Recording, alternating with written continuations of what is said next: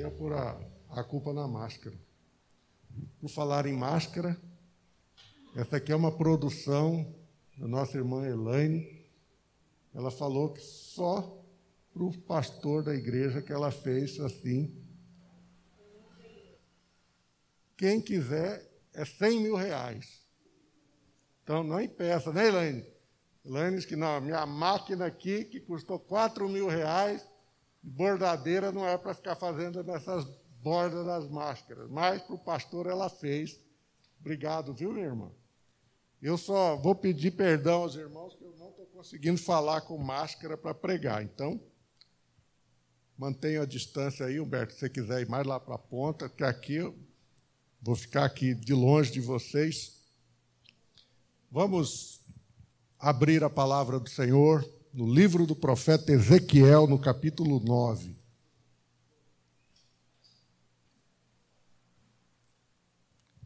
Ezequiel, capítulo 9.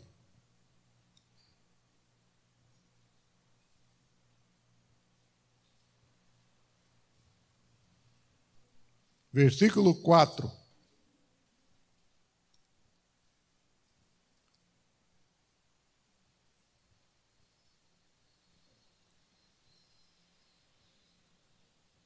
Todos acharam?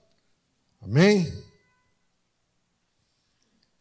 Passa pelo meio da cidade, pelo meio de Jerusalém, e marca com um sinal a testa dos homens que suspiram e gemem por causa de todas as abominações que se cometem no meio dela.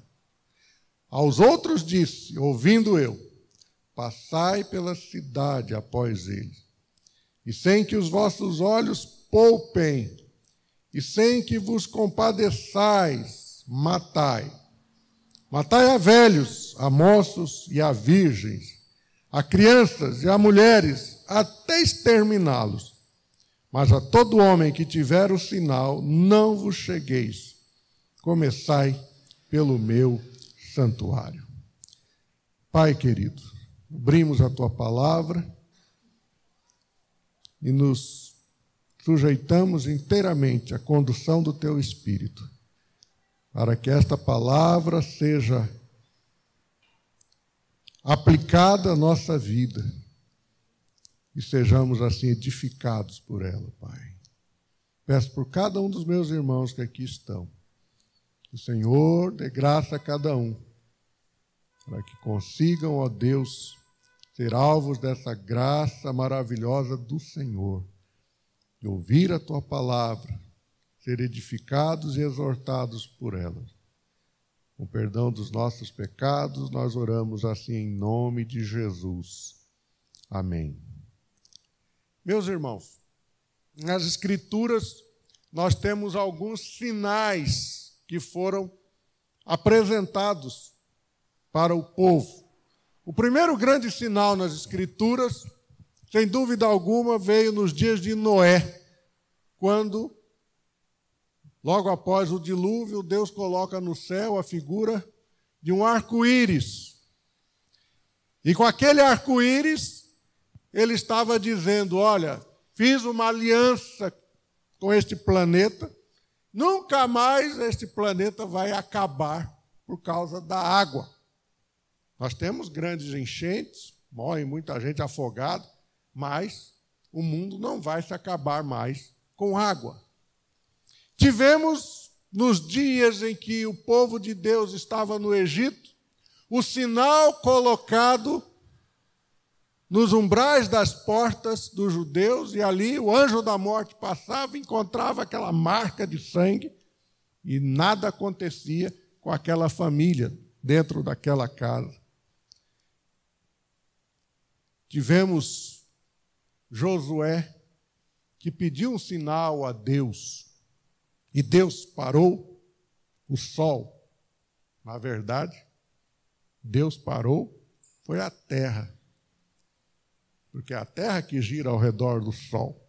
Mas se naqueles dias a Escritura dissesse assim, Deus parou o sol, estava todo mundo rasgando a Bíblia, falando que aquilo ali era um absurdo, né? Mas hoje nós entendemos que O sol parou, no sentido de que não havia mais, o tempo não estava passando, no sentido de que o dia não estava se completando.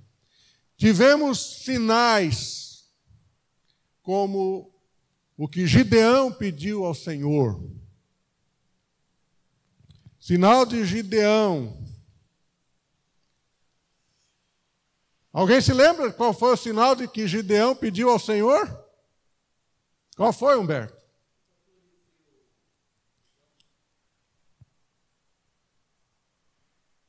Este sinal de Gideão,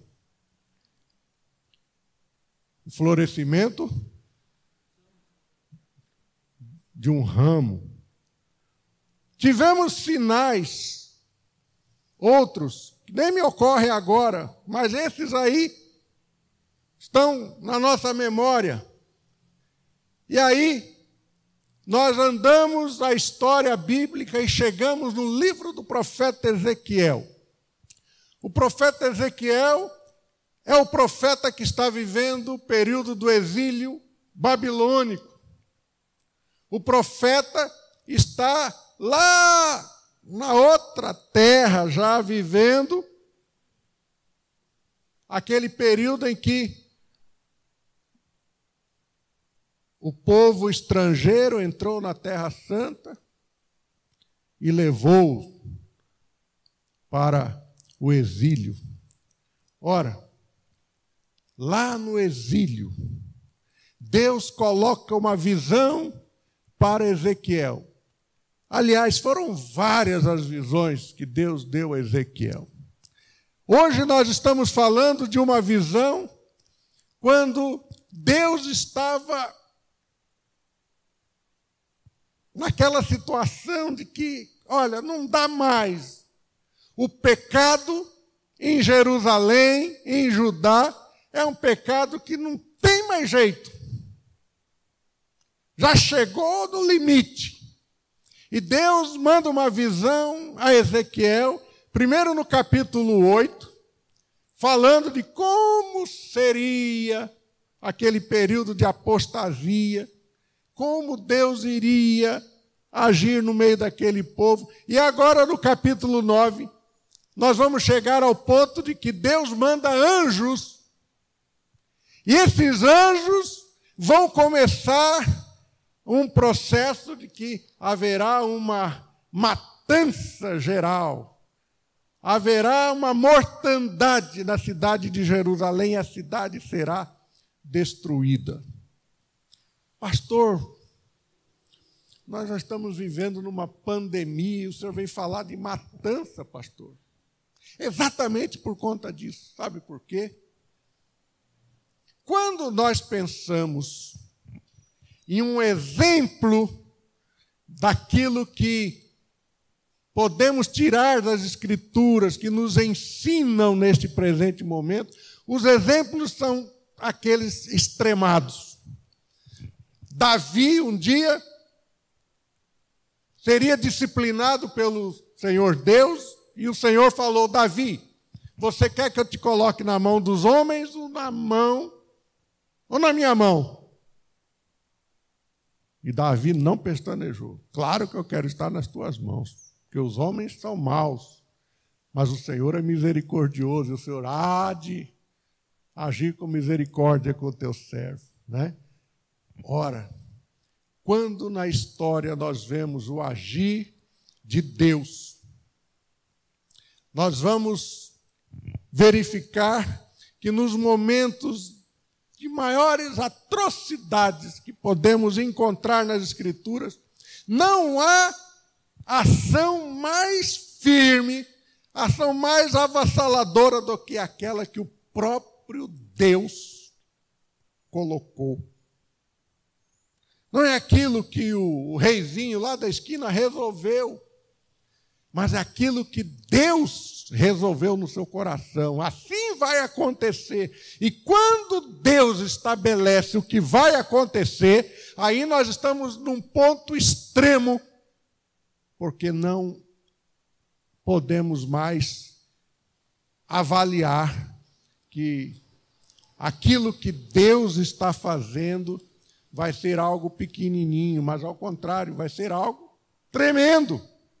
E aí nós vemos o texto de Ezequiel, capítulo 9, versículos 4 e 5. Eis que os anjos são chamados pelo Pai e eles são colocados na terra e eles têm que passar pelo meio da cidade de Jerusalém. O grande objetivo aqui é: Jerusalém vai passar por uma mortandade, Jerusalém será destruída, Jerusalém vai sofrer a disciplina de Deus. Ah, queridos, quando a disciplina é de Deus, maravilhoso. Por mais que haja mortandades, por mais que haja tanta tristeza, mas quando é da parte de Deus, nós estamos seguros. Sabe por quê? Porque Deus só disciplina a quem ama. E quando nós pensamos que estamos no meio de uma pandemia, e esta pandemia, resultado de um vírus, e esse vírus está causando aos povos tanta mortandade, e você vai dizer assim: ah, mas será que Deus está metido nisso aí? Eu vou dizer: olha, nada foge ao controle de Deus. Se Deus permitiu que isso estivesse acontecendo, é porque Deus tem os seus propósitos. E os propósitos do Senhor, nós não podemos entrar na mente dele para nós entendermos quais são esses propósitos. Mas uma coisa eu sei: nada foge à soberana vontade de Deus. E no momento em que nós estamos vivendo pandemia, com mortes e mais mortes por aí, e nós temos que viver em casa, trancados, sem sair à rua, sem corrermos o risco de recebermos uma dose letal desse vírus, nesses dias de pandemia, como é que nós enxergamos este agir de Deus? E é aí que eu quero chamar a atenção de vocês. Ezequiel, capítulo 9, versículo 4, vai ser confirmado esse mesmo texto, só que agora saindo da questão de Jerusalém, povo de Deus lá em Jerusalém, em Judá, e vamos passar agora para a vida da igreja que está no mundo, conforme o livro do Apocalipse. Lá no Apocalipse, tudo isso aqui que Ezequiel falou vai ser reproduzido no livro do Apocalipse. Ezequiel está falando para a cidade de Jerusalém, Ezequiel está falando para os seus cidadãos, mas o livro do Apocalipse, a revelação das últimas coisas, lá vai estar descrito essas mesmas palavras, mas agora voltada para os santos de Deus. Quer ver? Abram lá Apocalipse, capítulo 7, versículo 3. Está facinho aí de você achar. Apocalipse 7, versículo 3. Lá está dizendo assim: não danifiqueis nem a terra, nem o mar, nem as árvores, até selarmos na fronte os servos do nosso Deus. Até selarmos na fronte os servos do nosso Deus. Vejam, hoje à noite eu não estou preocupado com a questão histórica, como que é esse selo. Eu estava lendo um colega que hoje ele é da Igreja Ortodoxa, e ele faz uma exegese desse texto dizendo o seguinte, que esta palavra que está aqui como sinal né? Marca, sinal na testa, não é a mesma palavra que na língua hebraica quer dizer marca, sinal, mas tem uma conotação de uma simbologia, e onde inclusive é utilizada a última letra do alfabeto hebraico, a palavra tal, a letra tal, né? Aleph é a primeira, tal é a última. E esta letra tal, que está aqui, neste símbolo, segundo os ortodoxos, e que são acompanhados, inclusive, no catolicismo romano, seria o sinal da cruz. Esse é um pensamento. Por outro lado, o livro do Apocalipse vai dizer, olha, é até bonito essa interpretação, mas o livro do Apocalipse vai dizer que essa marca na testa, na fronte de cada um, é o nome da pessoa e o nome do seu pai. Está lá no livro do Apocalipse. Então, para nós, não é a questão de como é essa marca, se essa marca é uma cruz, se essa marca é o teu nome, se essa marca é em alto relevo, se essa marca é um chip, se essa marca é uma verruga, sabe-se lá o quê. Isso aí é o de menos agora. O que importa para nós é sabermos que no meio de uma pandemia, no meio de uma mortandade, no meio de uma situação extrema, onde Deus está vendo as coisas todas acontecerem, Deus está dando ordem aos seus anjos, dizendo, olha, aqueles que suspiram e gemem por causa de todas as abominações que se cometem no meio dela, esses serão marcados. Esses não morrerão. É aí que está o fato importante para nós avaliarmos hoje. O que o texto está dizendo? Se lermos o capítulo 8, nós vamos ver que Deus está irado com aquele povo, porque estavam construindo objetos de adoração que estavam colocando o coração da nação. Uma hora com os objetos de adoração pagão, outra hora eles se voltavam para Deus e Deus falou, não, isso aí não tem condições. Não é por aí. Por isso, Deus resolve intervir. E quando Deus intervém, ele vai dizer, olha, anjos, tem gente aí nessa cidade que não precisa morrer. Quem são esses? São aqueles que suspiram e gemem por causa de todas as abominações que se cometem no meio dela. Ou seja, quem são esses que não devem morrer e que devem receber o sinal na testa? São aqueles que não aceitavam o pecado da nação. Aqueles que sofriam na alma por causa do pecado da nação e não aceitavam inclinar o seu coração a um poste ídolo, sofriam por causa da perseguição dos demais, porque eles não se curvavam a postes ídolos, não se curvavam a outros deuses, mas choravam na alma porque queriam santificar a sua vida, eles queriam estar na presença do seu Deus. E Deus está vendo o coração de cada um. É por isso que quando lemos lá no livro do Apocalipse, Deus dá ordem aos seus anjos, olha, antes de vocês começarem a matança, marque o meu povo. E é aí que aparece no livro do Apocalipse a figura daqueles 144 mil.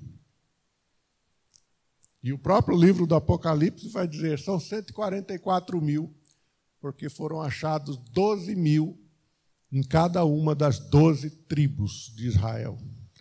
Quem é bom de matemática, 12 vezes 12, 144. 144 mil foram achados no meio da nação, como sendo pessoas que não se curvaram ao anticristo, não se curvaram à besta, não se curvaram ao mundo, mas mantiveram a sua santidade de vida, mantiveram a sua integridade. Ora, queridos, o que isso tem a ver conosco hoje, no meio dessa pandemia? Tem a ver que eu e você, que somos marcados pelo sangue do Cordeiro, quando encaramos peito aberto esta pandemia, nos vem à nossa memória, e aí o pastor Joilson pregou hoje de manhã sobre isso, o texto das Lamentações de Jeremias. Eu quero que o senhor traga à memória aquilo que me dá esperança, né? Na nossa memória, o sangue de Jesus que foi derramado na cruz do Calvário por nós. Na nossa memória, o selo do Espírito Santo que foi colocado na nossa vida quando nós nos convertemos, segundo o apóstolo Paulo. O fato de eu e você, independente de andarmos com crucifixo no peito, né? Eu vi, tem um pastor amigo meu lá de Brasília que ele anda com uma cruz enorme assim. Não tem ninguém naquela cruz, só a cruz mesmo. Mas ele anda com aquilo ali, né? Eu falo, rapaz, mas não é muito grande esse negócio, não. Não, é bonito, né? Alguns gostam dessas simbologias, né? Figuras de uma cruz. Mas para nós, não há simbologia maior que o fato de nós sabermos que somos selados pelo Espírito Santo da promessa. E aqueles que são selados pelo Espírito Santo da promessa, quando as trombetas soarem, quando as pandemias chegarem, nós vamos nos lembrar, opa, eu sou do Senhor. Eu estou marcado pelo sangue do Cordeiro. Ah, pastor, então eu posso sair na rua sem máscara, abraçar todo mundo, que eu não vou pegar a doença? Vai pegar a doença. E vai morrer. Vai, pastor, mas o que adiantou? Adiantou que aqueles que são do Senhor, a morte para ele não é mais o fim da vida. A morte é o começo de uma existência na presença do seu Deus. Quando nós encaramos a morte, não como um final de tudo, não como um sofrimento, não como um acabar de esperança, mas ao contrário, aqueles que são do Senhor Jesus, fecham os olhos aqui, acordam na presença do Senhor. Semana passada, um pastor presbiteriano conhecido lá da Igreja Central de Patrocínio, pastor Zé João, ele foi pastor aqui em Dom Aquino, eu não sabia. Eu acho que foi no período que eu estava no seminário. Um homem muito amado da igreja, da denominação, visitava os campos, os missionários em todo lugar. Estava ele lá tomando seu banho e a esposa está vendo que aquela água está caindo, o homem está demorando ali. Quando ela vai ver, ele teve um ataque cardíaco no box do banheiro, e puf! Ah, pastor, meu irmão, aquele cara está lá, está na glória. Triste ficamos nós aqui, a família, mas ele descansou no Senhor. Ele sabe quem ele serviu, ele sabe para onde ele vai. Todos nós devemos saber isso, para onde nós vamos. Assim, quando eu leio Ezequiel 9, versículo 4, passa pelo meio da cidade, pelo meio de Cuiabá, marca com sinal na testa dos homens e mulheres que suspiram e gemem, homens e mulheres que buscam viver retamente, vivem santidade de vida e não aceitam as abominações que se cometem na cidade. A estes, o sinal da promessa de Deus está na vida de cada um. A estes o sinal da promessa está no coração de cada um de nós. Assim, queridos, passar por esta pandemia está sendo chato. Eu pensei assim, nesses dias eu vou ler uns 40 livros. Consegui ler um, e olhe, com muito sofrimento. Sério. Por quê, pastor? É estranho. Você pega para ler, começa a ler. E aí a vontade que dá mesmo é só de orar, de falar, Senhor, o que está acontecendo? E quando você vê, o dia já passou, e amanhece outro dia, e você abre aquele livro, lê uma página, começa a... E aí você fica assim. É um troço estranho, não sei se está acontecendo isso com você, mas comigo está acontecendo isso. Por quê? A minha vontade é apenas ficar contemplando. Senhor, me faz entender tudo isso. Ô, mané, você é mané. Por que você quer entender? Né? Por que você quer entender? Não, mané. Fica aí. Ora ao teu Deus, fica contemplando a santidade de Deus, mas olha, não quero entender todas as coisas. Eu, como pastor, parece que eu me sinto na responsabilidade de querer entender para poder transmitir aos irmãos. Né? Mas não é isso que as coisas acontecem. Não é assim que acontece. Né?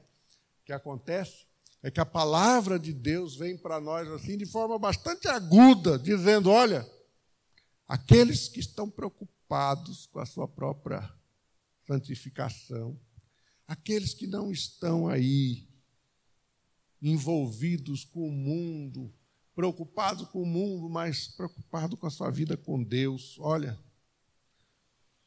anjos, olha, esse papo é interessante. Essa conversa de Deus com os anjos. Anjos, ó,